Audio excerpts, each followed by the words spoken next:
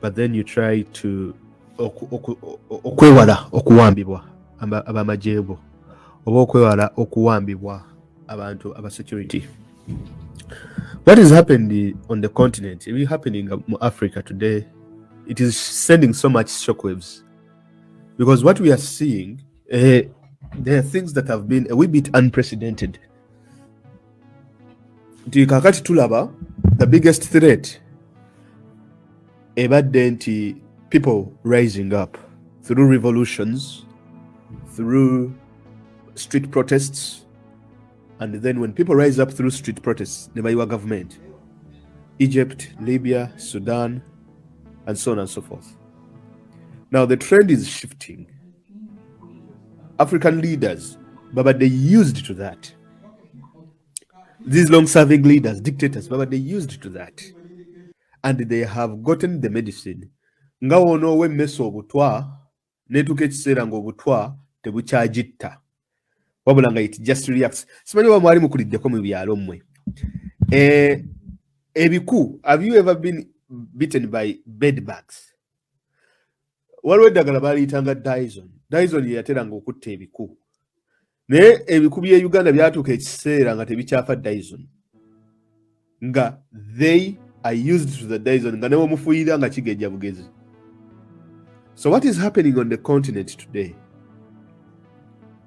Kireetedde abakulembeze bangi nnyo kaakati ku African continent eno, naddala abaludde mu bukulembeze, naddala abali mu bifo bye balimu, okulaba nti kaakati yessaawa twetereeze.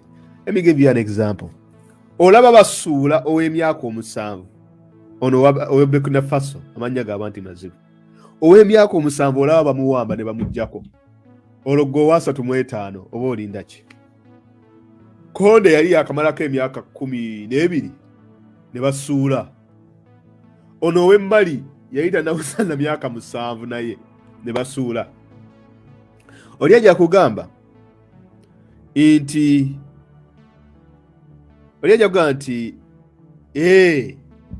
anti mu West Africa kuzi nyingi. People don't understand. Okuleka nga temusoma byafaayo bya Sub-Saharan Africa oba ne Uganda. Uganda, we have also been through coups.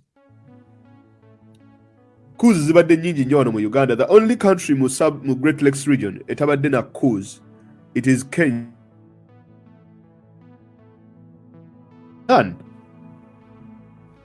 Kenya ne Tanzania zizokka mu East African region. Burundi yayina coups almost 8. Rwanda yayina coups ezi. Rwanda, their first president was called Gregory Kayibanda. Gregory Kayibanda chaliwa mujjako gwe bali bayita Juvenal Habyarimana. Habyarimana amalo gundi, Habyarimana gundi be bamujjako bana ba RPF. Bashurira. So ezo coups 3. So what is happening in West Africa? Kati Museveni be bamimanyi akitegeera waali kuba yalabe yaddumbu yanagamba dumbu yerabika yesembyeyo. Ate ku ezisinga zonna, there are so many coups that usually happen in January, by the way. January is a month of coups on the continent of Africa. I don't know why. Baba dictators, baba kulebeze baba kyali mu Christmas, bamaze okulya zitaki, bagudde berabidde. Abaana nga bajja babayisako eggaali. Eyawambye abadde ba Lieutenant Kano, ono omwana eyawambye Bokena. Ate si eyawambye, oyo bamuwadde kusoma kiwandiike, eyawambye yasigaddeyo eri emabega. Naye ng'ekyawambisizza amagye e Burkina Faso, ekyawambisizza abaana bagenda okulwanyisa bano aba Arusha gundi Islamic State aba bali mu kitundu ekyo kya Sahel. President n'agaana obbawa emmere, n'agaana obbalabirira. Batta abasirikale 50 nga nejale baluma aba Arusha aba Islamic State bakuba abasirikale 50 at one barracks that was attacked. Ne bakuba abasirikale 50 nga bali mu line ya mmere, ejala yali ebaluma. President n'agaana obbawa emmere ne bamuwamba. Kati West Africa yonna eri in disarray, tebamanyi kiki bagenda kukola aba ECOWAS. Kitegeera. Era bagenda kuvaayo ne statement byabwe. Oyo omusajja yani oyo w'Obugalubindi Nana Akufo-Addo ayogere bu statement bwe ne banne eno kumba abantu bawera. Assimi Goita ali wali Mali, ono Mamadi Doumbouya ali Guinea. Kakati nono we Burkina Faso naye awambye. Ate Burkina Faso is a neighbor to Mali. Mali is also a neighbor to Guinea. Kati ate waliwo n'oli owe Chad mutabani wa Idris Deby. Naye yawamba. Man, there is a conspiracy that is happening in this region. Since the government will be to be a there is something that is happening. Kakati tuina military governments so ziri mu West Africa. Kakati wetubanga tubala African continent egera kutandika kufuga wakati wa amaje. That's what is happening. Now, because this is also a great lesson kufa abali mu struggle. Timulabanga ebintu bino ebi happening mu West Africa ne mulowooza nti tebijja ku happening wano Uganda. It can happen in Uganda. It can happen.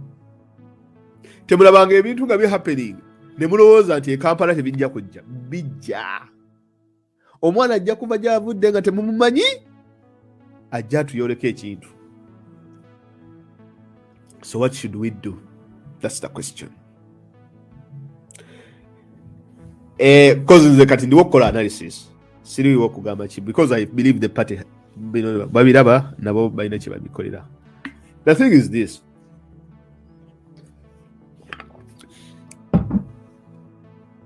The thing is that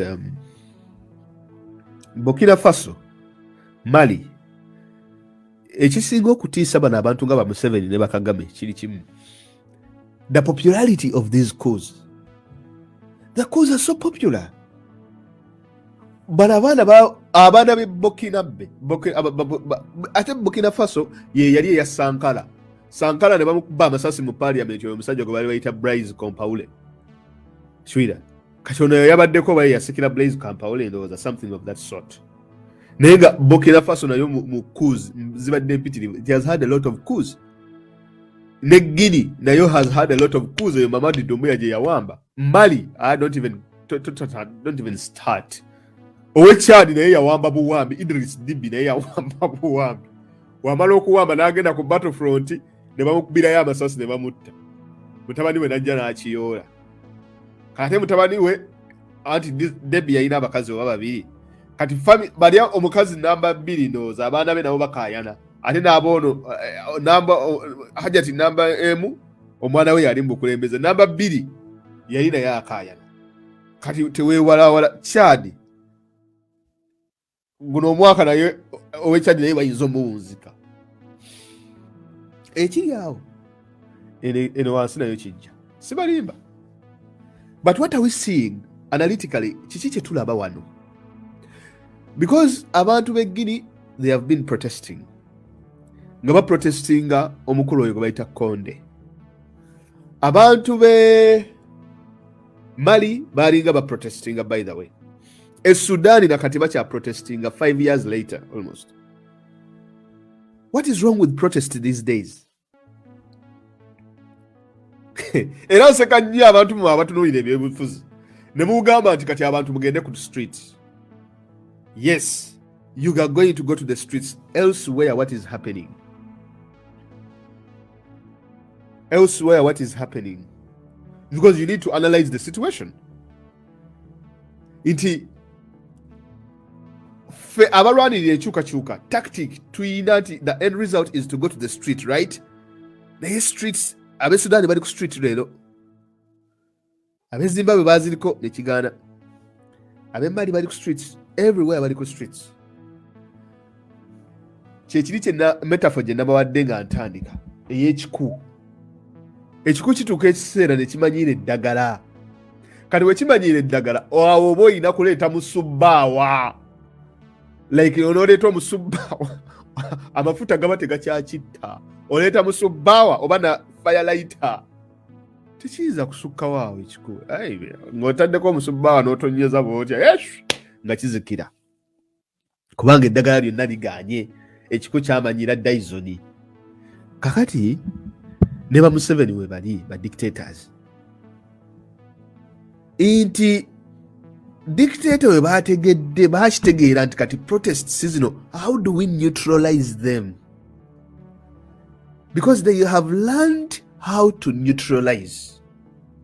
That means two things. We either have to change the way we protest, or the way we go to the streets, or we have to create alliances in potential people are very most likely to do what is happening in West Africa. Ensi zino zonna z'emmenye Mali, Burkina Faso, Guinea, and all these other countries, there has been opposition nga y'amaanyi. Opposition nga y'amaanyi nga balinayo omusajja waabwe nga we tulina mukama waffe Robert Kyagulanyi Ssentamu. The oppositions are there, but the militaries are tulaba nti the militaries are taking over. They are capturing power, but they are not receding power to the people. They are not receding power to the opposition or something of that sort. Why? Does that mean nti ebiruubirirwa bya militaries zino byanjawulo ku ebiruubirirwa eby'abantu ffe, the majority byetulwanirira? What does that mean? Can we fuse these particular interests of the military as well as the interests of the public, and then we make sure that we bring everything together? Because look here, bano bonna abapresident be bawambi babadde n'abawagizi baabwe mu magye, naye amagye nga gali discontented. Ne mu Uganda bwe kiri, Museveni alina abawagizi be magye, but there are people who are discontented within the military as well as the police. Hence the appointments zaali mukolo olwaleero. Kyova olaba leero ajjawo Grace Akulo, a long-serving police officer, because Grace Akulo is not a military officer. She has been a long-serving police officer. N'ateekawo oyo omusajja Major General Kasagaze oba Kasigaze, Tumusiime Kasigaze. Now, entirely the police has been completely and also militarized. Nti kati police completely kati efuuse a military police. There is nothing more like policing. It is more like survival. Now, when you're going to survive, or quarter every institution, your security nebanga ekuli under the grip, you must have every information elsewhere. So you information buli wamu, because kati CID agitutte as well as the deputy gundi agitutte. Bino byabadde ayagala okukolagana n'abanothana, I think that is out of the window, because wandisuubidde wali we yajje Lokeki we yafa n'ava, we yandibadde azzaawo omuntu ava mu region y'aba Lokeki, naye ate si kyakoze. That's not what he's done. Now what that means, ate n'olaba nti akoze appointments nga zonna zonna ziva mu region y'emu.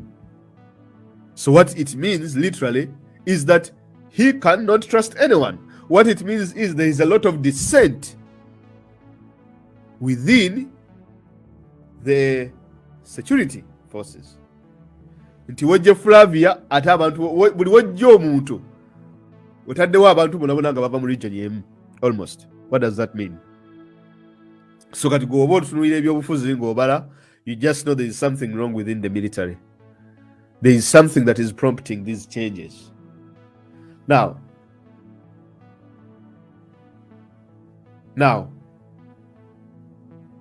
mulina okutegeera ekintu kimu.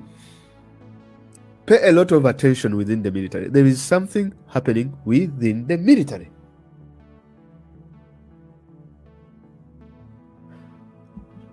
Bano bajjeno bonna abava mu bitundu ebirala, sijui Peter Eleru, bajjeno abo baleru baani mbaddi bayinza omuleka, naye bajjeno abalala mubeere careful.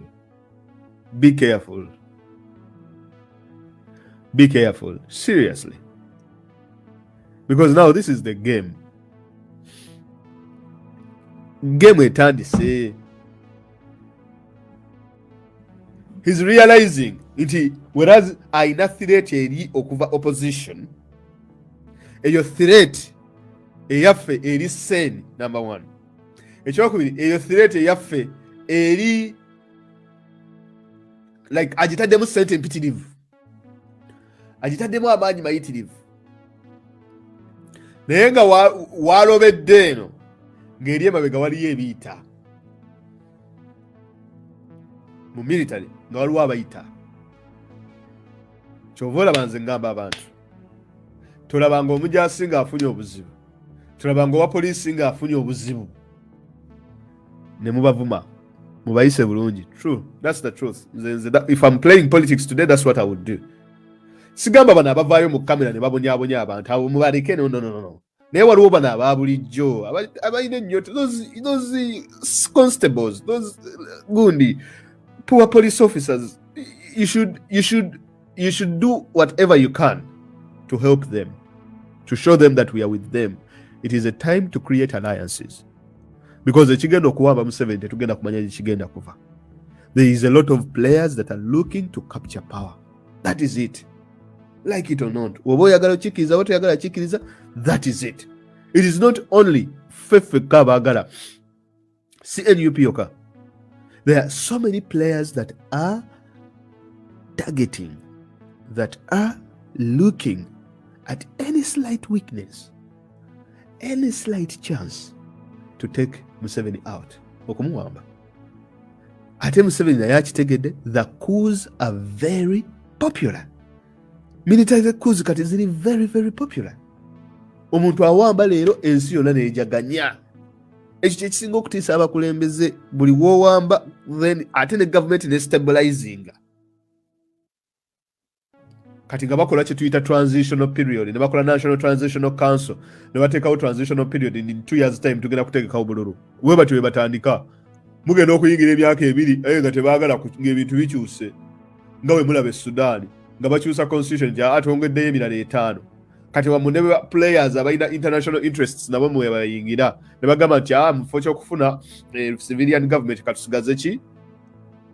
A military government. Kyova olaba kati ekiri e Sudan wakati wa Hamdok nono omusajja gwe bayita Burhan. Burhan was supposed to hold elections last year.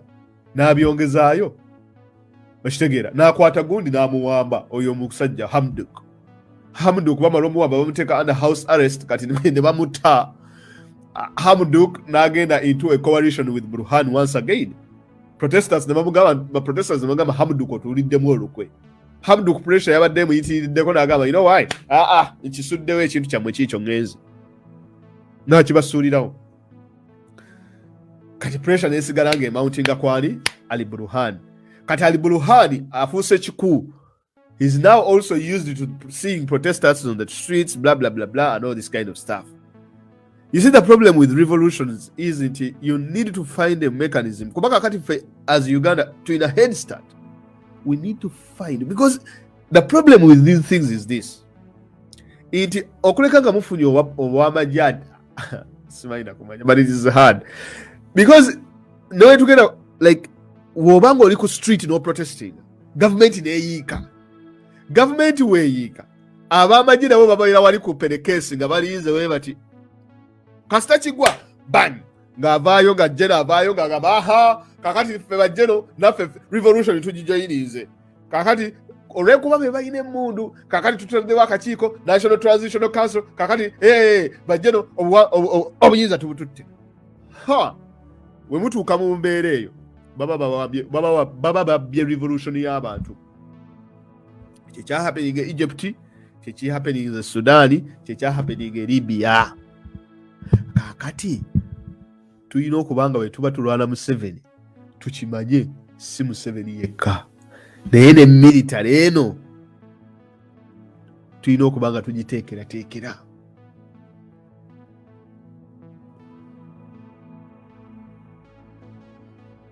Tulina okubanga tuteekerateekera military.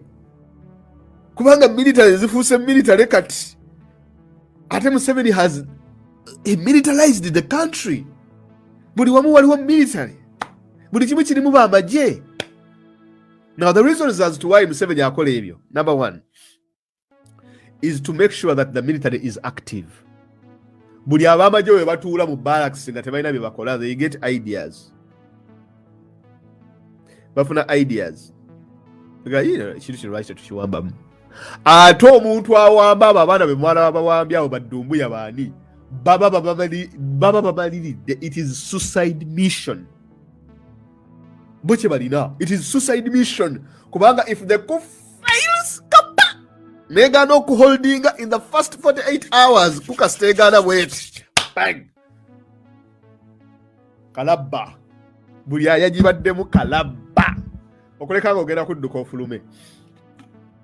Naye nga buli wobo omwana kasita baba bamaliridde. Kitegeera. That is what is dangerous with these coups. Chobola ne ba Museveni abo bazitya. Batya coups ezo, batya bagundi aba abamaje bannabo bawamba. Bakitiira ddala nnyo kubanga bali abasajja baba bamize ensanafu. Bagamba ekijja kijje. Nti muli bameka 16 nti ye. Nti tunyobonya Museveni wali. Bote bagenda kugenda abesefuse ate bo noloza babeera wamu. Oloza battalion yo nayo n'olukumi Museveni emutambulirako. Wow. Abo benyiri abesefuse abamutambulira. Watch those people. Abo benyiri ababeera mu luseregende ba driver. Mulaluulira. Abo benyini abali mu luseregende aba. We wali obuzibu abo. Ogenda wulira embaga. Abali mu luseregende. Muzanya no zanya. Mwe SFC mwe mugenda okuva omuntu agenda okiyiwa. Okay, si mwe SFC but mu military. But of course it will create wajja kubaawo connections between the SFC ne bano abamaje ba bulijjo and so on and so forth. Kyetuva tulaba zino gundi changes. Buli wolaba kati emmundu, buli awali emmundu, buli organ eyina emmundu, Museveni is going to make sure nti omuntu ateekebwawo muntu ava mu region ye. The reason as to why he is cushioning these positions with people from his region, right, is just to guarantee nti kale ne baba bamuwambye, you know, they won't do anything so bad to him or his family. Maybe bajja musiba busibi, maybe bamukolenga abalala babakoze. That's what he's envisioning here, right? Now, what does this mean with Muhoozi's trips? The trip to Kenya, to Ajiraba last year, the trip to Rwanda, nayo to Jirabye. So what does this mean? I don't know, but to me, I think these people need a safe passage. Obabagezaako kubaga nti munaye ebiri West Africa mubiraba. Tweyambe singa kiba kigudde ewuwe Rwanda, tuba tujja kuyimirirawo naawe. Wekigwe wandishimiye e Burundi, tuyimirire n'endishimiye. Government tuzigambe zizeeko abakulembeze bino tubireke kujja wano mu Great Lakes. Kagame ng'amugamba oyogera ng'ani sokolinde ssebo. We have unfinished business with your father.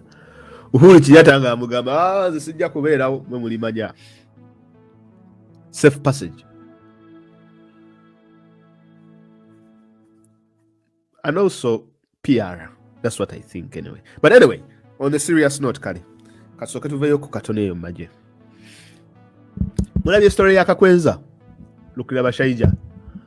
Kakwenza bagenze ne bamutta, ne bamuwa bail nga Secretary General waffe amweyimiridde bilioni 10 ez'obutaliiwo, bail ya mitwalo 5.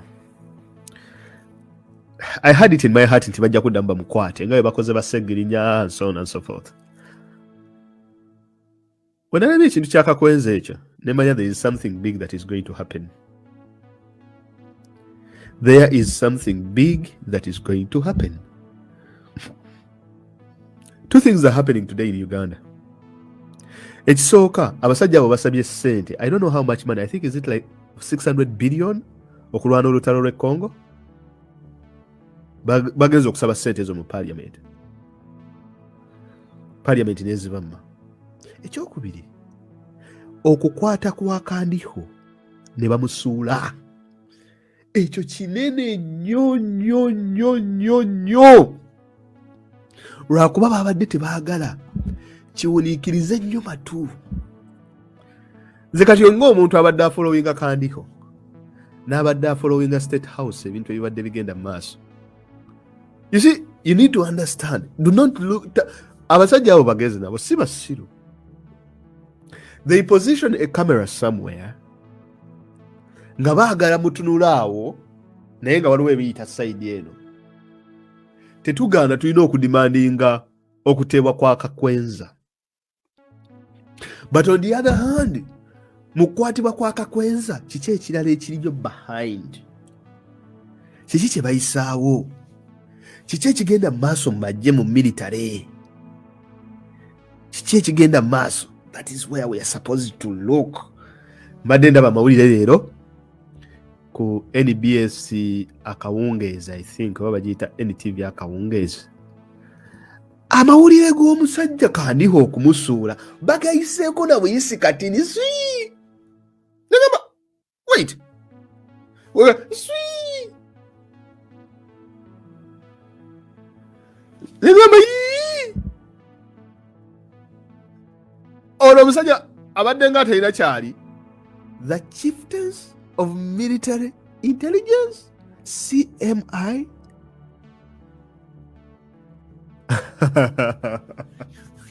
Now, woba badde following ebyobufuzi ojja kukimanya nti Kandiho's time had go. Ye yali awedde kasita bamukuba sanctions bang yali awedde. And I told people nembaga nti what Americans want, bagala Kandiho out. That's what they wanted. And it kituukiridde. They literally wanted Kandiho out. Kati Museveni ani alina amaanyi igwe oba America ani akufuga Uganda yaffe. Lwaki bamala omukuba sanctions ate n'omugjawo otulaga nti oli w'amaanyi? Mulekeewo Kandiho, mulekeewo. Kandiho yali yeekwata ku bisubi musajja wange n'agamba n'aleeta obwana obwekalakaasa obuli awo obutalina byakukola bubeera awo obanga buli mu kunywa muzigo n'amata ishabwe, n'abuleeta ne bujja mu bugenze ku American Embassy okwekalakaasa. Ne bagenda neyo ewaabwe gyava eyo simanyiwa ne beekalakaasaamu nga wa mu America tulekere ebintu maama nnyabo eyo gye bayita Magnitsky. Nze ne bagamba tebayinza kukuba sanctions. Because some people are saying, sanctions zina kizikola. Look here. Kankulago obunene bwa Kandiho. Lwaki Kandiho abadde w'amaanyi? The police is already weak. Ekiseera kino kyonna kyekibaddemu. Kandiho yabadde avuga security ya Uganda yonna in capacities of CMI, ISO, ESO, as well as, what do you call it? The Uganda police. Gwolowooza lwaki bomuweza afuga ye yasooka ku ssiini. Ate nga ku ssiini ng'ezo twandirabyewo abasajja nga balokeeki oba ng'okothochola ye COVID kyamukola musajja wattu. Ate ku byeyalaba ku lokeeki takyayagala kweyingiza mu bintu Okothi mugezi asigale eyo. Kandiho yabadde mu buli wamu obutale simanyi wano bazimba biki. He has been everywhere. Kitegeeza yabadde controlling budget eya security mu Uganda. Yoyo musajja Museveni gwe yasudde Kandiho.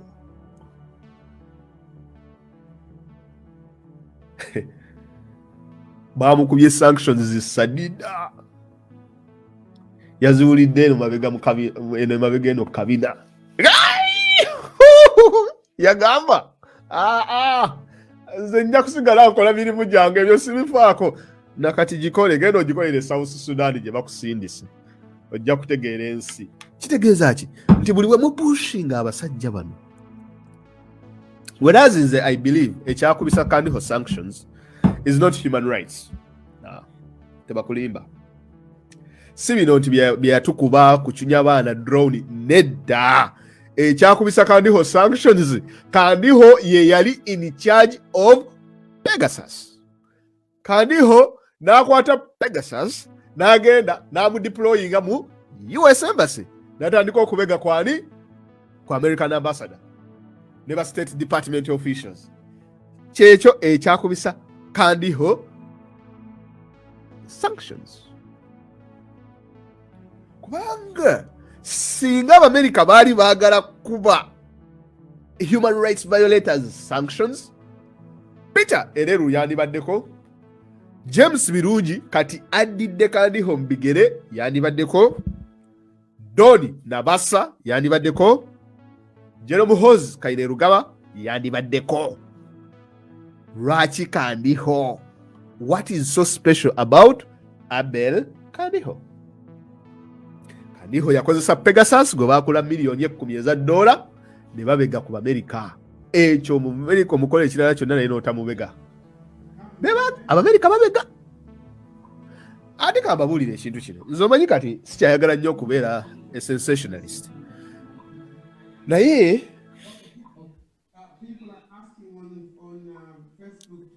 kyemulina okumanya kye kino.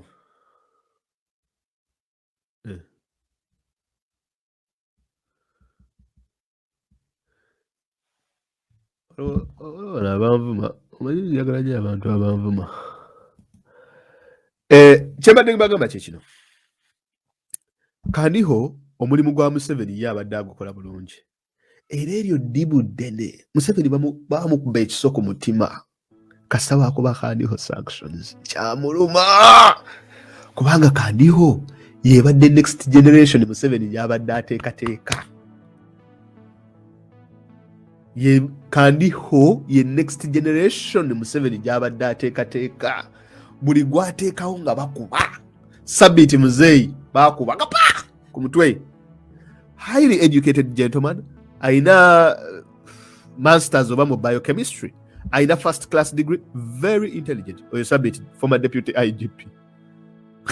Yakola ki yakuba abantu amasasi, abantu 54 people n'abakuba amasasi ne bafa under his watch. Aliwa Sabiti kati ali mu background. Omulala General Kech, the Lion of Mogadishu.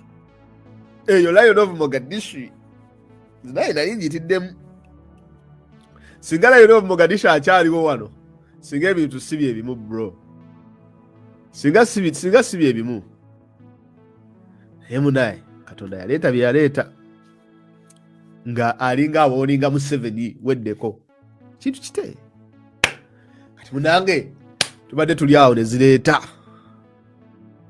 omusajja gwe bayita Abel Kandiho. Ebyafaayo bya Kandiho mwe mubimanyi? Mumanyi ebyafaayo bya Kandiho? Bro, I sat for almost a month nga nnyonyereza ku musajja oyo. Nothing comes up. Nothing comes up. Na nyonya gye bamuzaala, nyonyeza famire ye, ofuna just snippets wano na wano kano, but you cannot get things together. Naye abasajja Abamerika baamwetooloola. Ne bamanya business z'alina mu Amerika, ne bamanya famire gy'alina mu Amerika, ebintu bye byonna by'alina mu Amerika, ne bamwetooloola weebiti. Okyanga ensi. Ne bamwetooloola, ne baluma sanctions. Kuba nali njagala mukolamu episode kumumanya, but ku bitono ennyo bye nasoma ku Kandiho is that okumanya Kandiho alumye nnyo Museveni. Yes, Johnny Katibarwa ojja kugamba Kandiho is illiterate because of it. Yeah, that is it. Sijja kitunulira from that angle. There is katigowebuze lwaki propaganda oyo abanye e Rwanda. Kandiho yatigomya Abanyarwanda. That is the truth. That is the truth. Yakuba abasajja ba Kagame. Network ya Kagame yonna mu Uganda. Kandiho yali agiyina wano. The few things I read about him. Ekifuula Kandiho w'amaanyi mu saako za Museveni kyekyokuba nti Kandiho ali related to Janet Museveni. He's a cousin to Janet. Kyekiri kye nagamba abantu nti mwe mujja kubeera ku Muhoozi project. Muhoozi adde e Rwanda mugamba banaye agenze wa Kagame yeekubisa ekifaananyi ne Uhuru. Omuntu alina kyakola akikola mu kasirise. Wabanga alina ddiiru z'akuba ne Uhuru nga ddala gye ziri teyetaaga kuba kifaananyi. Wabanga alina ddiiru z'akola ne Kagame teyetaaga kuba kifaananyi. Naye photo ops zino zikolebwa w'obanga oyagala controllinga narrative, w'obanga oyagala controllinga media, w'obanga oyagala kuddira mulabewo omuwe ekifaananyi kimubuzeebuze abeere awo abuuze kino abuuze kiri abuuze kino abuuze kiri. Muhoozi yagenze Rwanda kakati Tusi Dynasty 50-year master plan. I even have a feeling your 50-year master plan you see ng'onoofuga toyinza kufuga myaka 35 nga you don't know the art of propaganda. Tosobola kyobola banze. Well, as I believe, there is an element in Museveni ayinza okuba grooming mutabani we, but it is much bigger than that, because the odds of getting your son to succeed you in sub-Saharan Africa ntono, si kyangu. Babagulumiza bangi naye babeka abatudde ku ntebe, babagulumize bangi. Gaddafi yabayina Muntasimu Gaddafi, Saifu Gaddafi, Hannibal Gaddafi, bonna baali oba yali Muntasimu oba yali Hannibal yagenda okuzannya omupiira ng'ajagala Muhoozi tebalina maanyi naawe. Bali ba Hannibal bagendanga Switzerland ne bakuba bamalaaya empi ne bakuba abaana empi, like they would go ne ba hoteli ate nejja nebeetondera banaye mutusonyiwa omukubya abaana empi naye mutusonyiwa. Ba Hannibal batabani wa Gaddafi. Oyo omusajja oyo gwe bayita oba yali Muntasimu yagenda ne basamba omupiira. Muntasimu bali balina amaanyi nga buli we basamba omupiira Muntasimu alina oteeba. N'oba goalkeeper n'atateeba goal muba mufudde. Lumu bagenda ne basamba omupiira ne katiimu k'ekyalo, katiimu ne kabakuba.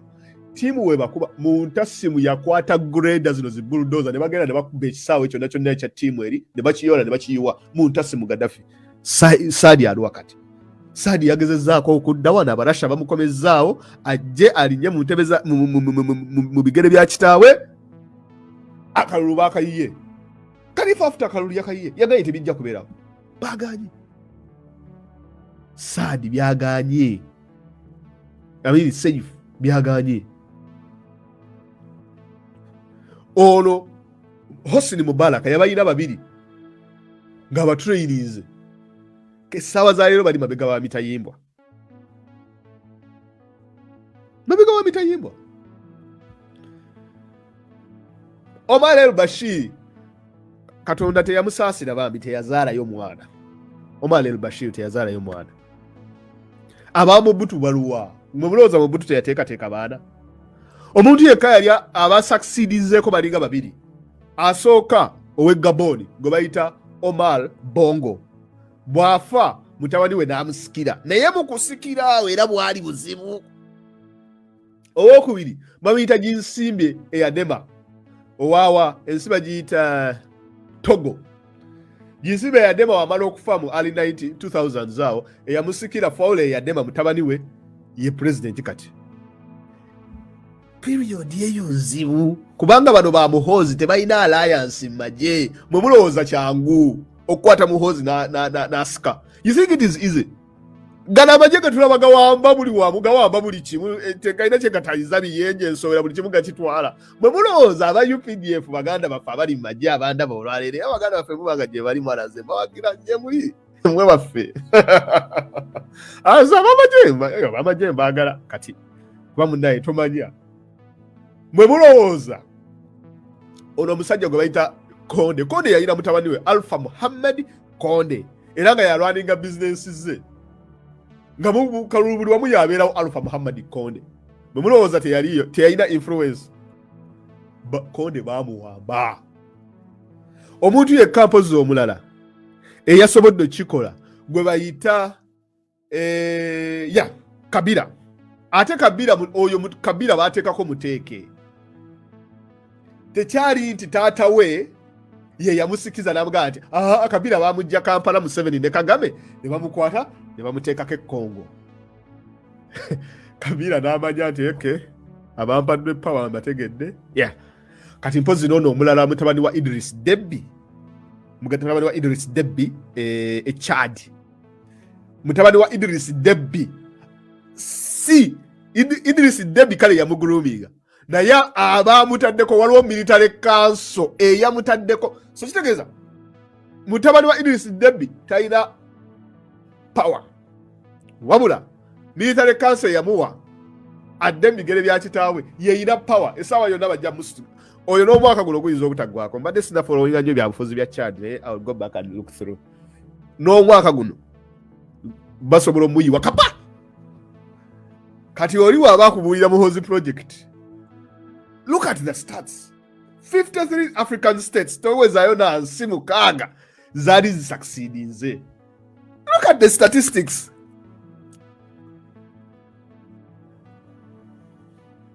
Muti Muhoozi ajja kujja wambe akikwate musimanya ati ajja kuyitira mu parliament amagye gagamba ki? Military egamba ki? Talina popularity mmaje kyoba olaba wamala okumuwa commander land forces yagamba nti ayagala bamuwe budget akole ku welfare y'amagye. Ebiro byonna byonna ebyegende Congo buli kimu kati yaliwo bakozeyo ekimolokaawo kikyuyi yakirimu yekubisiza ekifaananyi. Pegasus yamugula ku Twitter yaliko buli wamu yaliwo. It's not by coincidence. But let me tell you one thing. Lwaki Muhoozi alabise kati ebintu bino byonna byakola teyabikola ku mulembe gwa mukadde waffe Dr. Kanokiza Besigye. Teyalabika, teyaliwo. Two elements happened for Muhoozi to be visible today. Even when the Muhoozi project was around, Muhoozi yali a wee bit humble, nga tali arrogant as he is today, by the way, which is very fascinating in character. So why a change in character after two things happening? Number one, social media. Number two, Robert Kyagulanyi Ssentamu. Why all of a sudden? Because we see these two elements happening and then we see a complete change of Muhoozi. Muhoozi really yitabeeranga mawulire nga tumulaba nako nga n'okukola obukozi interview kizibu. Naye kati every time abeerawo Twitter all the time.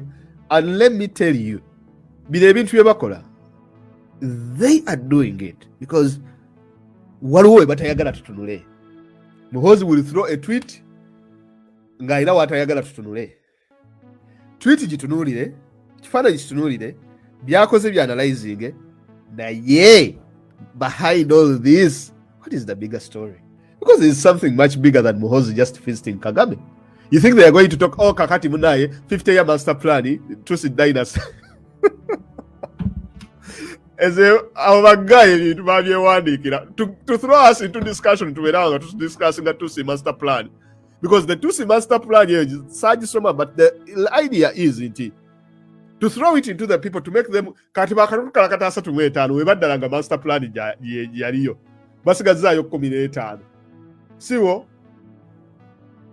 basigazaayo 10 kale woba gaseeko n'ejja Kagame tebannaweza ataano abo Tutsi master plan oba just bakitukanyugamu tujjeyo essuubi kati ebyo master plan ebyo propaganda byabwe temubitambuzanga na bitambuza. Because we know that okay, bagala tufuga emyaka 5. Yes. So what? No. All of a sudden, so what? So what? Kakati wabanga bagala tufuga emyaka 5, then yes sawa tuba stopping. Okay. How are you going to stop them? The best way to stop them is if tukola oba tuyimirira wamu ne tukola ebintu nga bakulu Robert Kyagulanyi Ssentamu bye bakola nga kano Dr. Kizza Besigye bye bakola. Ate tulina okumakinga sure kati mu game eno tulina okubuildinga alliances within the military, within the police, within these institutions. I know it is happening maybe somewhere naye ekintu ekyo kati kikulu nnyo. Olaba ow'amagye mukwati w'ekisa, mukwati w'ab'amagye ekisa, I swear it will pay off. It will pay off. We have a head start. There are military men who are arrogant. Abo mubaleke. Naye waliwo bano ab'amagye abali naffe baganda baffe abo nabo bye tuyitamu nabo bye bayitamu bali kulwa naakola ntya.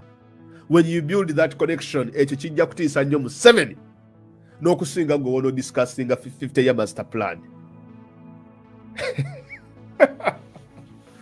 Tusi master plan. Let me tell you one thing. You see, Muhozi is the jump, ye grasshopper, ye janzi, libuka lidda wano lidda wali. Olabanga omuntu abuukabuuka nnyo. Kitegeeza oyo si ye gundi. That is not how Museveni operates. But ababuukabuuka nnyo mu public, oyo si aliko omulamwa.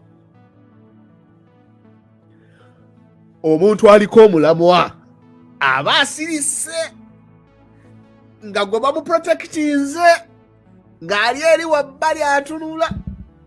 Eno nga Muhoozi atubuusa agenze Kenya, agenze Rwanda, akomyewo ku Twitter, akoze kino, akoze kiri. Janet yakola ki? Janet Museveni Kataha akola ki?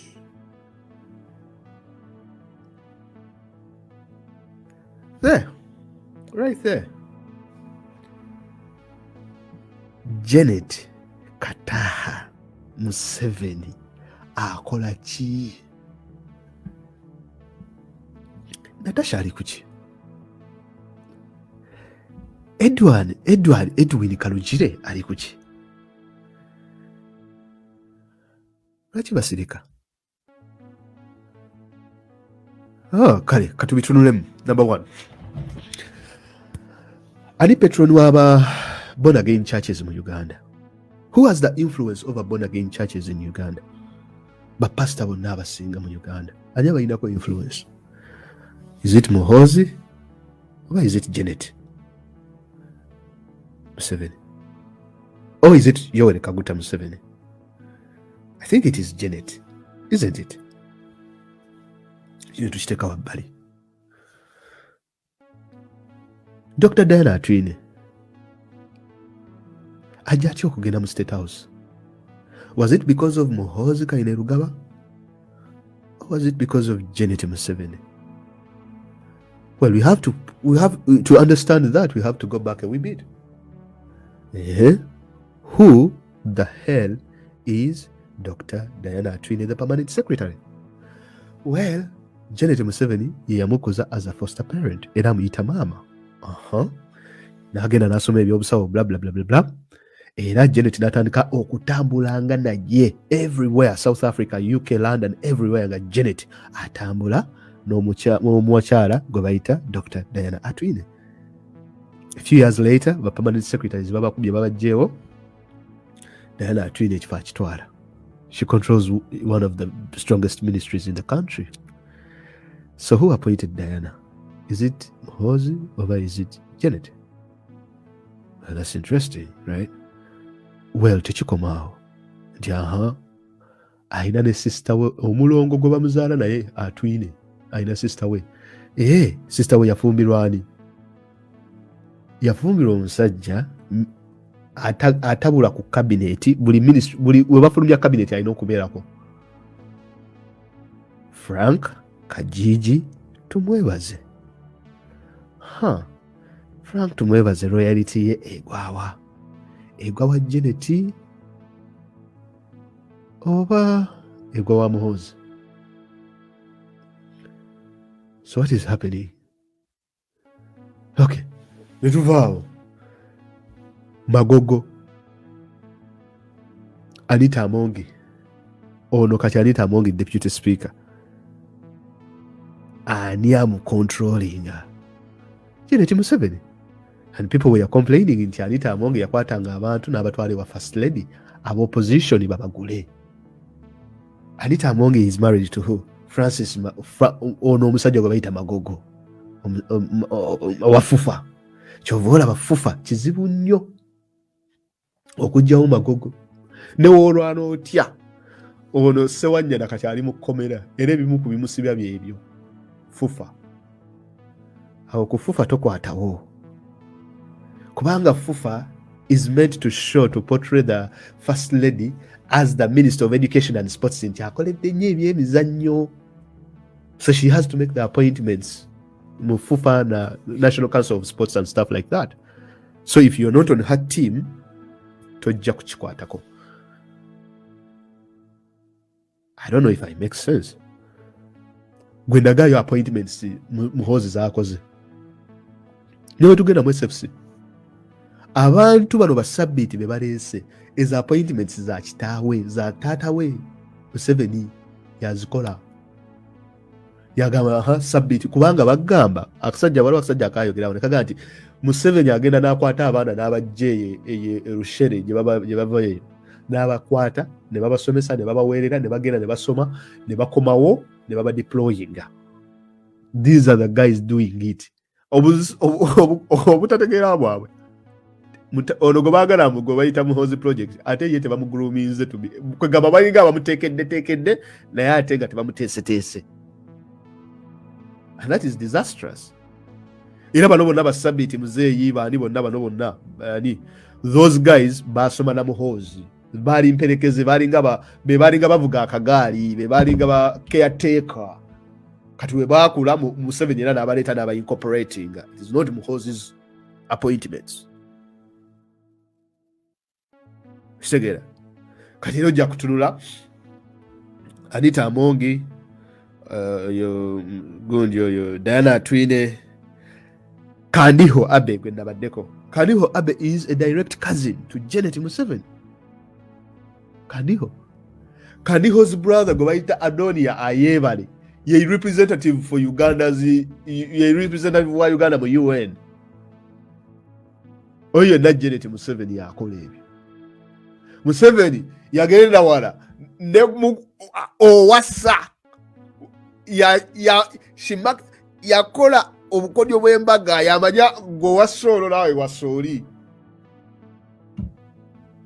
Golooza Muhoozi yeyagamba gundi yeyagamba ani Natasha nti wasakalugire. Obolooza Muhoozi yeyagamba oba Museveni yeyagamba yanyi oyo muwala Natasha awase Lwaboogo oba Kalugire awase Patience. Edwin Kalugire era naye appointment ya Janet how Edwin look here Edwin kati Janet wakola egundi zino embaga abakobano n'abaleeta on board wabaleeta on board abakola loyalty yaabwe egwa waani wa Janet. Kakati ojja kumbuza ate no tweet gye baakoze bikyebyo. I don't know, these guys they are in cahoots, but you know they are together in this whole thing, and I will come to that. But what I'm trying to explain here is this: whereas we are paying a lot of attention on Muhoozi project, Janet mumutunuulire naye alina byazanya. We're paying attention so that you don't be taken by surprise. Edwin Kalugire ye lawyer akyasinza okutuula ku board empitirivu wano mu Uganda. Law firm yaabwe gye bayita K&K Advocates. Kuli bono gwe bayita Anthony General kati Kiryowa Kiwanuka, who is a stooge for Kalugire. Kubanga Edwin Kalugire yali alina okubeera Anthony General. Kyova beera kati ye Anthony General. Ono omuko omulala Janet gwe yaleeta mu family gwe bayita Lwaboogo yakola special senior presidential advisor simanyi ono special because ebitya duties oba aina zifamu be bali mu kulima enjaga be bali mu exporting amata kati ulina akalango ku radio nga bagamba bannange abaana mubawa amata banywa amata amata wait a minute. Amata gani gano ge ba advertisinga geno gatunulira amata omusajja oyo Lwaboogo alina faamu y'Abayisirayiri ennene abantu abalala bonna babagoba mu business ey'amata be bagirimu.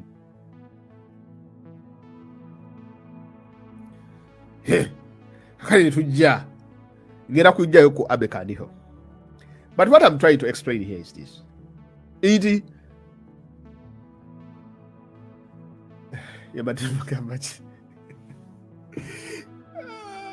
Abe Kandiho mbadde nina omuntu gwendikaawo Lwaboogo good zino weddings zino mukyala Genesis yakola. Era ojja kulaba Edwin Kalugire yatwalibwa ku Rural Electrification Board, simanyi Uganda Electric, buli banka buli corporate company ezijja zino zonna zitalo oil Sinoko bichi K&K company advocates ye representing kitegeeza ebeerawo mu buli ndagaano ekolebwa mu companies zino bamanya buli ekigenda maaso. Bano Kalugire kati ye technocrat abeere eno ku monitoringa 5% ndagaano kyeri wano, ani afunye omulimu wano, ani afunye omulimu wali. Oyo gwe mulimu gwe Kalugire Edwin. Mubatunuuliye mulabe ebitongole bye representinga, boodi ze batuulako. Edwin Kalugire Lwabogo oyo naye ali eri mu bibye, naye kati senior presidential advisor, kitegeeza ne ku mmeeza atuuka. Ono omukulu Edwin Kalugire naye ne ku mmeeza atuuka. Kati bano abalala basimanyi maama narraso ebintu bino I've always emphasized it. You people take me jokingly. Waliwo nejjo yabadde agudde mu ntebe nabbanja, abo bonna tebalina kye bali. Ekyo kyekinyonnyola kye bayita deep state. Kyobola nti Janet Museveni ajja kusigala nga minister wa education yawe tajja kuvaawo. Ono Frank tumwebaze buli kulonda kwa minister abeerako. Tuddeyo ku Abe. Musajja wange Kandiho ekyamukubisizza Pegasus kugenda kubega ku America. Ekyokubiri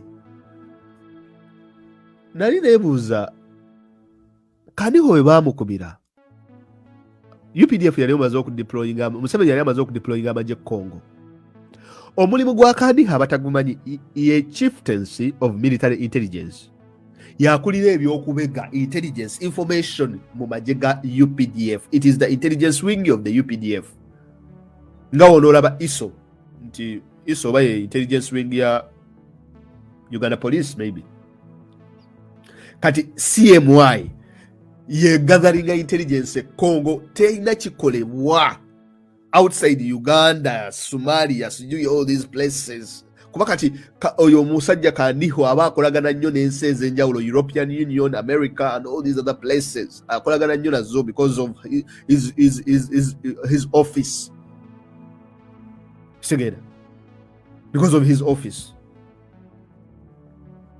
So kakati we yababega ne bagamba nti twagala mugobe. Kati mukugoba Kandiho mbadde nkyaba wa genetic network. Omulala JBMuwonge mukyala we ayinako Janet Oluganda. JBMuwonge omu ku ba ministers mu Uganda abatakwataako, abadde mu scandals empitirivu tasibwa takwataako. Era JBMuwonge omu ku baakubira Janet Museveni akagoma okujja kuba member of parliament, ekyali kigenda n'obbaawukanya n'ani ne Museveni according to sources imbu. Museveni yali tayagala mu Janet ajje mu politics, nga JBMuwonge alemeddeko ng'agamba nti nga Janet agamba nedda nina okujja mu politics, mbwera kyali kiba splitinze, nga kisplitinze gundi eyo first family, ng'abaana bagamba maama alumbe, Museveni ng'agamba nti talumba, era mbu Museveni kata amusimbeko ne opponent. These things are there by the way. Mwe muyinza okulaba nga mulowooza family etebenkedde erintende biki. For the very first time twalaba first daughter ng'agenza okukyalira JBMuwonge mu kkomera. Ebiseera ebyo Muwonge ne balyoka bamuteekako emisango. Ebintu ebyo ebiri. You can go and read these things. You see, the thing what these people knew is that Ugandans tetusoma. And ebintu bino ebisinga babiteeka bibeeramu mu mawulire. And if you Google these things, you can even find them there. Just a Google away. Naye JBMuwonge deep state. She's a genetic project. Chovola, but he even bounced back in this cabinet. So you have JBMuwonge as the Minister of Security. You have this Attorney General, Chiyowa Kiwanuka, backed up by Edwin Kalugire. You have the Senior Presidential Advisor, Edwin Lwabogo. You have the Permanent Secretary, Ministry of Health. You have Frank Tumwebazoba, Minister Wachi, Simaina Kumanya. You have the Deputy Speaker, Anita Amongi. Nefufa nayo yinayo. Kanyatenga gwe Minister of Education. Muhoza ayina mbulira. Of which nga ne Muhoza naye ali mu nkwawa ze. Kubanga ono ye maama ali waggulu. Muhoza ali wansi. Atenga maama atulaze over time. She has ambitions. Chovolaba yesimbawo kuba Member of Parliament. She has ambitions. Chovolaba maama ayita ababaka ba Parliament bajje bamusisinkane kololo.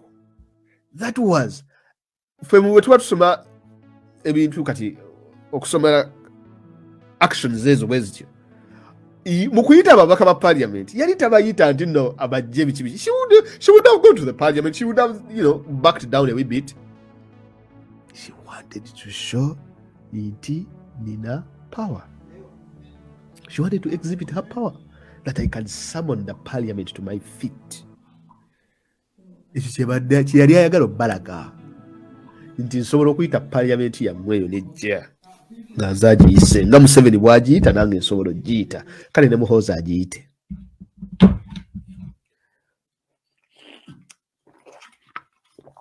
Ere tuvaayo. Ezo zonna institutions yaziwamba dda. Makerere University, oyo musajja gwe bayita Thomas Tayebwa, government chief whip. Gwe genda olabe Tayebwa engeri gye yalwanirira Janet Museveni ng'ayisa ababaka bagende ekololo abasamoninze abayise. Janet Tayebwa yagenda ku buli TV ng'adifendinga ekintu ekyo n'enseka n'okuseka. Tayebwa? Lwaki Tayebwa tadifendinga bya Muhoozi? Ba David Kabanda be ba Muhoozi project. Onyumya Edwin Kalujire ngoleta David Kabanda mbu yatambuza Muhoozi project. Onyumya bano ba Kalujire batula ku boards oba mmeka mbu bala mu Balugahare yatambuza Muhoozi project. Come on. Bala mu Balugahare. Musajja takyusa saati. Yatambuza Muhoozi project. Okay, now it is okuba ekigumba, I know, but nze ndaba omuntu gwe basinga protecting a first lady. Why are they protecting her so much? Chwida. So in that JBMuwonge, there's that connection there. But amongst all this is when I didn't call connections zange connecting kuba dots. Body njitaddawo yonna mu strings mbutadde wano mbutadde wali consequent. Ha! Nenda mu y'omuntu ali emabeganye kwese. Ngamba ono ye mugezi waawe ono. Henry tumukunde.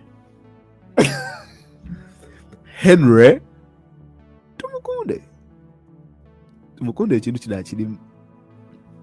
Era recently yafumbizza omwana ewaani ewasali musale. Kale bannaye akonkayisizaawo nako mukamanye.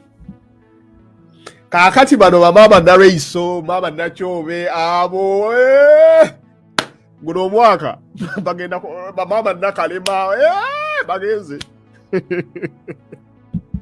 Maama Nakalema yali walinga yejaka kino bamaama Nakalema bataata Balamu bagundi bajjajja Ichuli bonna kati babeera eri ku zigundi muzita kukyabugedde kuwemula gwabe gwaggwa. Gwali owudde abo abantu bonna nga boogera ku first lady. Naye nze nkusomedde network yonna ngikusomedde. Naye abo bonna bali mu kuwoza Muhoozi. Nkugambye ekyaki z'abalokole mukwalo gwange wano namukubire simu nangamba oyo omukazi alina influence mu kyaki z'abalokole, oyo mukazi Janet alina influence mu pastor abo bonna abo bemulaba oyo mukyala abalina mu ngalo bwati Kazimba Mugalu yennyini. Naye bakugamba Janet project Kazimba Mugalu Janet project. Nzegera kusomesa abana Uganda Janet project paka we banagitegeera. Mwe musomese Muhoozi project.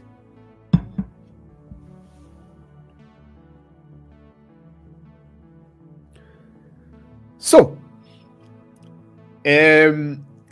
Kazimba Mugalu yaddira church y'aba Protestant yonna. Najikona yona baswi. Najimutera ku lusaniya. Agayino. Chovola baleta bi programu byabo Kiddo program ze family yange tuyina y'aba Kristaayo.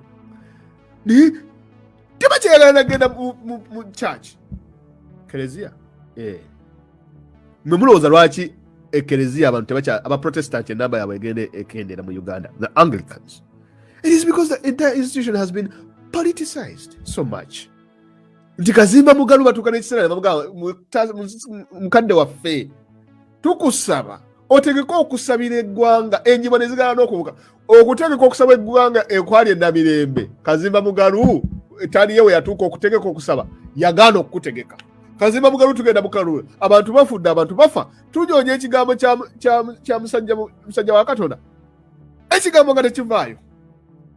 Tuuza Kazimba Mugalu yabadde ki? Kati munaye tuba tuli awo Kazimba Mugalu alonda akakiiko kaliko amama mbabazi kaliko simanyi baani bagenda kutambuza programu gye bayita kiddo kunyonya simanyi ssente za kusasula church house simanyi biki oba biki agenda maaso ebyo simanyi. Nali mpuliddeko ne ku Uganda Muslim Supreme Council awo waliwo ekibiina ky'abakyala kyali kitandise nga Janet gwe bayitanga omugenyi omukulu nga gwe bayitanga what do you call it nga gwe bayitanga omugenyi omukulu number 1. Kyokubiri nga gwe bayitanga petroni biki awo ku Uganda Muslim Supreme Council. Naye kirabika tekyakwatayo ebyo abasiraamu ndowooza Janet tabisobola byagaana. Eyo Catholic Church tasobola kulinnyayo kuba boogera Luganda. Okay, Lulina somesa nebalaga connection between the Bahima and the Anglican Church, about the Protestants, and the Bairu and the Catholic Church. Now, the reason as to why Janet has influence over the Anglican Church, over the Protestants, that is Kazimba Mugalu for that matter, is that it comes really historical, because majority of the Bahima are Protestants. They are Protestants, so they have that connection. And when I okusomesa the role of the Anglican Church mukubezawo Museveni mujja kitegeera, because it comes straight from the UK. Because for as long as you have an Anglican president or a Protestant president, symbolically niwabanga tali practicing shiba kikyaba gundi eyo kyebaagala. So they would try as much as they can to block a Catholic president or a president from another religion, say Islam or whatever, any other religion. And that's why you see, I was here making never did research here. It was a very fascinating topic I was working on. The topic was on the 1979 murders, Ezag and Amasumo in Barara. I'm doing a video about that. And what fascinated me was, when I take Google to research about Islam in Uganda or other religions, wallahi the search results would Uganda is a country where batta abakristaayo every day. Nga n'ebintu byesiwirangako nga mbiraba ku internet ningamba, how is this happening in a country that is majority Christian? Ngogamba nti the Christians are being persecuted in Uganda? Really? Wallahi, you go and Google Islam in Uganda or any other religion. Okay, Google Christian persecution in Uganda. Or Christians are being persecuted every day in Uganda. Now, two things. People are concocting these stories to get support from whatever. And it is state-sponsored. So, the world has no sympathy over Ugandan Muslims. I think that they are the most persecuted religion. You get another stories. They go, what on earth is this? I'm a Muslim, but I know Uganda is majority Christian. But now you're telling me, Christians are more persecuted in Uganda more than Muslims? Come on. How many Anglicans or bishops or whatever, what do you call them, Christian priests have been killed? Philoza Nezibula. I can name you 15 Muslim ones that have been gunned down, shot in broad daylight, bang, bang, bang. And here's the cherry on the top. What is funny is after gunning them down, I tell you, arrest them as suspects. So who is fooling who here? So that is Janet for you. Anyway, today we're Abe Marize, then we shall meet tomorrow, whatever, any other day. So Abe Kaniho, Urachi Babo movies, he had to be moved because the Americans would not deal with anyone or share any intelligence with someone like Abe Kandiho. Now, the other thing you should know about Abe Kandiho about the blue-eyed boy wa Museveni. Like Abe Kandiho, he has been good at his job.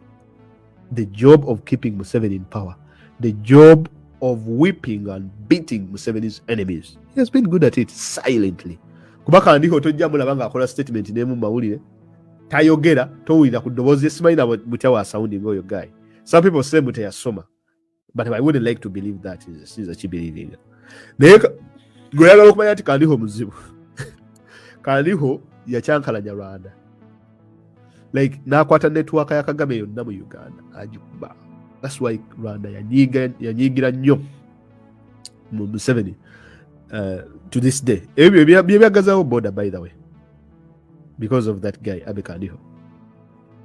Kandiho kigambibwa nti ate penetrating Kagame's security inside, nafunayo connections, nafunayo abantu bambegabe nga bamukolera. Because Kandiho, the first time he worked in Rwanda, I think it was in the early 2000s. Era ne bakyankana ne bavaayo.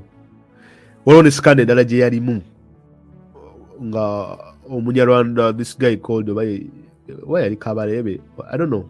He had his daughter yajja ku kisaawe Entebbe, one of those prominent Rwandese. We yajja ku kisaawe Entebbe. You can read about it ku internet. We yajja ku kisaawe Entebbe nga azze mu Uganda. They revoked her passport. When we revoking her passport here, omuwala oyo kitegeeza nti baali balina omudeporting omuzaayo Rwanda. Kati nga bamudeporting ne bamuzaayo Rwanda kyali kitegeeza nti of course yali agenda kugwa mu mikono gya Kagame. What Kandiho did, he issued a passport for the lady there and then. That's the power that Kagame had. Era nga bonna bamutya everywhere. And the way he came through the ranks, it was so fast. Kandiho ye musajja eyakuba Kale Kayihura hands down. Hands down. Like without any mercy. Era mu bantu bonna Kale Kayihura basinga okukaaba abamuyisa obubi. The stories are there on the internet. Bino byenjogera si bipya. You just go and read. Abantu abasinga nti gwasinga okukya. Because you people like to look nti ne mulabanga Museveni ebintu bye bitebenkedde bali bulungi. Kati nze we nkusomera bino. These are loopholes to show you their weaknesses. The system is crumbling. The system is weak. There is a lot of infighting within it. There's a lot of infighting within it. And these are loopholes you can use. So, Kayihura agamba nti Kandiho yemu ku bantu abakyasinze okumucunya. Yamuyisa bubi nnyo, by the way. Era kyobola we byagwa ne bagenda ne bakwata aba boda 2010 in network yona n'agikuba. Crime preventers bonna, all that was Kandiho's work. Ne mukulu kaka. But these things are documented there. So that is who Kandiho is. Because Museveni had failed for a long time to penetrate the Rwandese. All the time the Rwandese were always, Kagame was always a step ahead of Museveni. Until Kandiho came. Era kyovolaba ate ebyasinga okubeera fascinating is that nti obuzibu nooza Kandiho bamuwaana nnyo n'ayitawo ne we yandikomye. Naye Museveni wakwatira software owa million 10 n'amukuwa. Kuba software we wamuwa Kandiho Pegasus yabadde amulwaninga si muhoozi omanyi fala. Kati muhoozi baali tebayinza mumukwasa, yali ayinza okutandika okunyoonya kuba exibe nga baatu akozesa Pegasus kubwega kuba exibe bla bla bla. Kati ne bakwata kana akasajja ne bagamba, you know what, mission kyobola Kandiho. Omanyi lwaki Kagaya ako nkatya takola press conference omulaba bulabi ku street nga zze mu somewhere, toliwulira ku ddoboozi lye, toli mulaba ku function nti oba ali wano ne mukyala we bamuwadde chepezi, nothing. Kumpi alinga atalina footprint.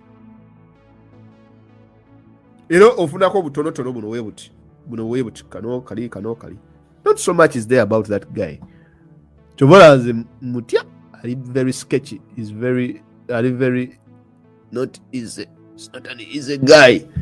Kati okukwata ku muntu ng'oyo abadde alina emirandiro eri mulanda wawawa kyakoze bubi nnyo mwami Museveni ne banne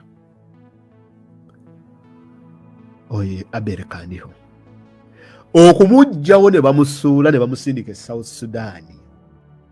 It was a very big dagger in Museveni's entire network. Kuba bwe bano babadde ateekateeka naye teweerabira nti Kandiho alina ku geneti Oluganda.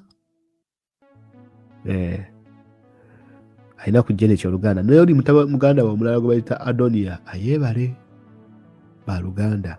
They are brothers. Era bonna bali related to Janet Museveni. So you should know that. So Kandiho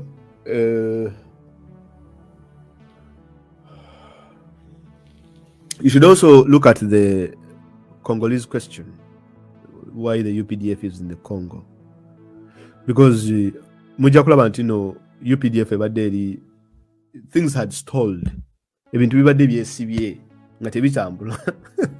Nga n'abagenda mu lutalo bali mu kunywa chai bawasa n'abakazi n'okuzaala abakyala bazadde like nga babivudde nako ebyokulwana. Olutalo nga lwesibye, olutalo terutambula.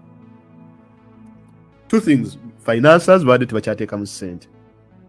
Kandiho abadde alemedde mu kifo nga naye abandi yagadde oteekamu ssente tebajja ziteekamu because I'm meaning the international donors abalina interests in the Congo and this entire area.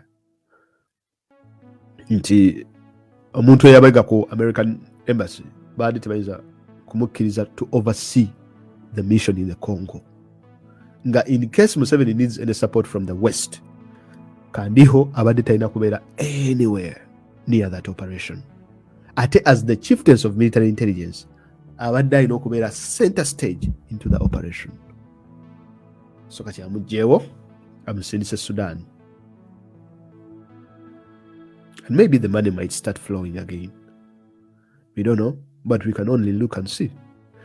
So, parting shot, n'okumaliriza. Why am I speaking about these issues? All of these things happened. Nga muganda waffe Kakwenza bamutadde then ne baddamu ne bamusiba. Twogereko ekyo. All these things happened, or they were going to happen. Muhoozi agenze Rwanda akomyewo. Now some people are saying lwaki Muhoozi lwagenze. Of course, yeah, Abanyarwanda badde Kagame tayagalira ddala Kandiho. Yamukyawo obulamu bwe bwonna. Like Kagame doesn't like him at all. Now, is there an element of that? Because Katinga Museveni oli mu catch 22. Because here you have an effective guy abadde akoledde omulimu omulungi both mu Uganda and outside. Because I'm speaking in Museveni's shoes. When I'm speaking in Museveni's shoes. Here is someone abadde very effective. Naye akoze blunders biri ezigenda okuleetera okuba nti ng'olina okumuta like it or not. The first blunder is to hack into the US embassy. Ekyokubiri, of course, kino kibaddewo for a long time because look here. Oli akuleetera argument n'agamba nti Kagame yaleetesezza Kandiho okumugoba. Kitegere. Ekyo kiraga weakness in Museveni. Because bw'obanga Kandiho akola. Nga Kandiho abadde akola nga ddala w'amaanyi. Nga akoledde akuwadde result. Ate omugobe mulwokuba enemy wo gw'obadde okuba ng'omukuba ate omugobe oyo akuleetera results oteke wani. So it doesn't make sense. Now, the other idea is, where does this leave General Kaihura? Because Kaihura we yaliwo, the relations between Uganda and Rwanda zari good. They were really, really good. As in, I'm speaking in terms of Museveni kale and Rwanda. Ati omanyi kati wemba nnyonyera ebyobufuzi most of you mujaga Mayanja yalidde awagira Museveni eno class kati erimuko advanced. So we muwulira statements zema koze you can kuba lwala atanso kusala mu video bwange and they are misrepresenting my opinions. So do not misrepresent my opinions. So where does this leave Kaihura? Now remember, Kayihura was the strongest military general in the country before Kandiho. How did it happen? He had a very big military budget, police budget. Kandiho comes, cuts the wings, takes over the budget. After taking over the budget, the relations between Uganda and Rwanda, they get strained. But during Kayihura's era, relations between Uganda and Rwanda, they were really good. But also Kayihura did one big error. Kukwata Rwanda's dissidents, n'abakwata n'abazaayo wa Kagame. Kati Kagame kyali kimukolera. Naye nga Museveni ate kyali tekimukolera because afunye abantu bano aba welcome maybe bamuwane information ate gwe obazizaayo tomanyi ki kibatuukako. Kitegeera. Kati ate kandi hajja bwajja n'atandika ate yekwata Abanyarwanda abali muno. Jjukira Kayihura ye yabakwatanga nga abazaayo. Kandi oye yabakwatanga nga abakwata. Like ng'akwata ye bwe yasuubiranga nti no baali ba agents. Baani ba Kagame. So that is where everything went bad. Kagame nga batandise okukwata abantu be mu Uganda abali, ba Museveni, abali ndowooza ba interrupting Museveni. Ate kandi bo n'afuna ne gundi ndowooza n'ayingira ne mu system. Kyova olaba Kagame wagula Pegasus, Museveni naye n'agula Pegasus. N'agamba Kandiho yiyo Pegasus. Obusiru ate n'agitwala n'agiteeka mu USA basi. Kiri Uganda. N'atulabako myaka gye ebiri. Oyo tagenda kudda. Kasita bakuba list eyo togenda kudda. Museveni tayinza kwesembereza. I would have expected Museveni to bring back Kayihura this year. Going by Muhoozi's comments. But it is going to be hard for Museveni to bring back Kayihura nga kyaliko sanctions. That's all. Like ogenda muteekawa. Mu police is supported by the European Union and all these other donor countries. Nga Kayihura ali mu government. It's not going to work. It is hard. Kale ate buli gwe bateeka mu kifo kya SFC weegendereze. Kuba ekyo ekifo buli akiyingiramu kati afuuka target nene because you are likely to mess up. And when you mess up, safari na kawogo. Okay guys, thank you very much. Kansome your comments wano satu nya tulabe. Kandiho used to be ruthless gangster nedda. Nabanke by Joyce on Google, information is there. Tebabalimba Kandiho is still working for. Sinagamba konti Kandiho takolera Museveni. No, that's not what I said. But for me, I'm explaining, I'm expounding wanoja. Mayaja si ajja kugamba nti ze sizajja okulabira ebintu ku surface. Omuyimbi yagamba nti si buli lubibi lwa buugi ebeera mpole. Kitegeera. So gwe wobirabira ebintu nga obintu oba obirabira ku front page. It is not the things are not the way they are. So for me, my role is to try to show you a different angle that you might not see and try to put things into context for you to understand what this means. Kuoli ajja kugamba okukyusibwa kwa Kandiho kitegeeza ki? There is a background to that. He was hired, he got sanctions and fired. So what does that mean? That's what I do here. Okay. So can he be bribed? So can he? Okay. Olivia Ochaya says, so he can be bribed. Museveni amutadde ku katandalo is for sale, which might cost him his life, which looks like the mission at hand, because security for high rank in Sudan is weak. Ochaya, that's a good point. Because look here, America we bakuba Kayihura sanctions, we were happy. But then it revealed a dark side that most people might not see. Is that this leaves Kayihura at the mercy of Museveni. And what that means is nti Kayihura ayina okwegayirira ennyo Museveni kubanga abazungu bamugobye kati asigalidde is at the mercy of Museveni. Kitegeera. Kuba tayinza kutravelinga bweru, passport bagiwamba, everything, like he is literally at the mercy of Museveni. Buli we bakuba sanctions oba osigadde at the mercy of Museveni. No one wants you. So Kandiho also now he's at the mercy of Museveni. So Museveni can make him asobola mukozesa kyonna kyayagala. And Kandiho, if he tries to go haywire, he can't go anywhere literally. So he's still under the grip of Museveni. Kayihura was Kagame's best man on his wedding. Okay, Museveni sent Kaka to South Sudan, but he declined. So Kandiho might refuse. Kandiho will be quiet in the background and will continue to be part of Museveni. Yes, Ali Bagi, that is right.